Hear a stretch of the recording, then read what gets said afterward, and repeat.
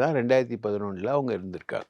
நான் கடந்த முறை நான் கேட்டது மாதிரி முதல்வர் அலுவலகத்தில் அப்போதைய துணை முதல்வர் அலுவலகத்துக்கு நெருக்கமாக இருந்த யாரு கூடயோ ராஜாவான சங்கர்னு ஒருத்தர் அவர் கூட தான் நெருக்கமாக இருந்திருக்காங்க. ரெண்டையும் சேர்த்தா பேர் வந்துடும்.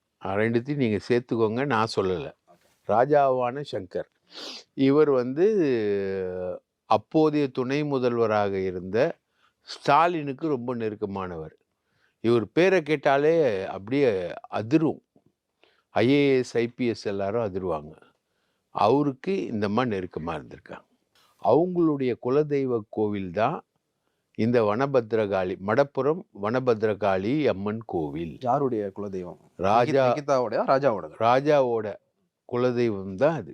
ஏன்னா அது நாடார்களுடைய கோவில், நாடார்களால் பராமரிக்கப்படக்கூடிய வனபத்ரகாளி அம்மன் கோவில் நாடார்கள் வழிபடுற கோவில் தான் வனபத்ரகாளி.